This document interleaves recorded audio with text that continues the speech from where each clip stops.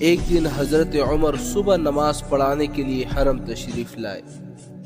آپ نماز میں صف ٹھیک کر رہے ہیں کہ ایک دشمن تھا جس کا نام تھا ابو لؤلؤ فیروز المجوسی۔ اس نے خنجر کے اوپر زہر لگایا اور خنجر کو چھپا دیا۔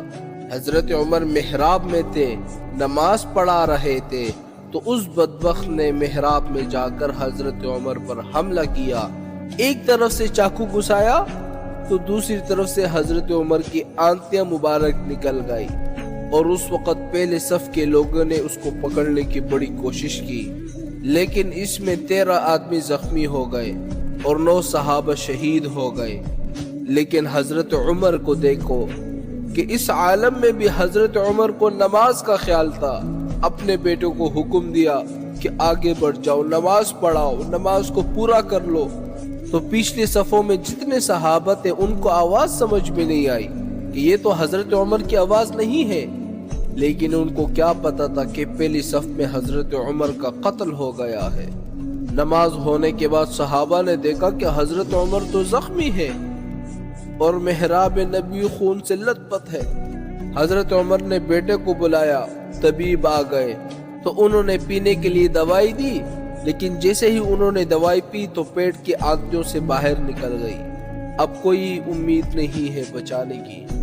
حضرت عمر نے فرمایا کہ دیکھو ان باتوں کو چھوڑو، اور کہا کہ تم سیدنا عائشہ صدیقہ رضی اللہ تعالی عنہ کے دروازے پر جاؤ اور ان کو یہ نہ کہنا کہ امیر المؤمنین نے بھیجا ہے، اسے کہنا کہ عمر نے مجھے بھیجا ہے اور درخواست کرتا ہے کہ اگر آپ اجازت دے دیں تو میں آپ کے حجرے میں دفن ہونا چاہتا ہوں، حضور پاک صلی اللہ علیہ وسلم کے ساتھ دفن ہونا چاہتا ہوں۔ جب آئے بی بی عائشہ رو رہی تھی، ان کو پتہ لگ گیا تھا کہ حضرت عمر کا یہ حال ہو گیا ہے۔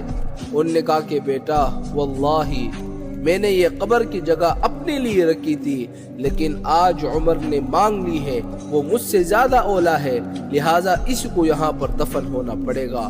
بیٹا واپس آیا اور حضرت عمر سے کہنے لگا ابشری یا امیر المؤمنین، سیدنا عائشہ راضی ہو گئی ہے، اجازت دے دی ہے۔ فرمایا اس طرح نہیں، جب میں فوت ہو جاؤں تو میری میت لے کر حضرت عائشہ کے دروازے پر رکھ دینا اور ایک دفعہ پھر سے پوچھ لینا، کیا پتا وہ مجھے امیر المؤمنین سمجھ کر بیٹی ہو۔ ایک دفعہ پھر سے پوچھ لینا، اگر اجازت دے دے تو ٹھیک ہے، اگر اجازت نہ دے تو مجھے جنت البقیع کی قبرستان پر کہیں پر دفن کر دینا۔ حضرت عمر کو لے آئے۔ بی بی عائشہ نے کہا کہ میں نے اجازت دے دی ہے، اب یہاں پر حضرت عمر کا حق ہے، اور اللہ کی نبی کی پیشن گوئی بھی پوری ہو گئی۔ حضور پاک نے کیا پیشن گوئی کی تھی؟ خلقنا من قربۃ واحدہ، کہ ہم ایک ہی مٹی سے پیدا ہوئے ہیں، میں، ابو بکر اور عمر، اور ایک ہی جگہ دفن ہوں گے، اور قیامت میں ہم ایک ہی جگہ سے اٹھیں گے۔ تو آج اللہ کے نبی کی پیشن گوئی بھی پوری ہو گئی اور عمر حضور کے ساتھ دفن ہو گئے۔ آپ اندازہ کریں کہ 20 لاکھ مربع میل پہ حکومت کرنے والا عمر جب فوت ہوتا ہے، 86,000 کا قرضہ ہے اور قرضہ چھوڑ کے مرے ہیں، اور حضرت عمر نے وصیت کی تھی کہ میرا جو مکان ہے اس کو بیچ دو اور اس سے قرض ادا کر دینا۔ تو آپ کا جو مکان تھا وہ فوراً بیچ دیا گیا اور آپ کا جو قرض تھا وہ ادا کیا گیا، اور اس کے علاوہ آپ کی کوئی جائیداد نہیں تھی۔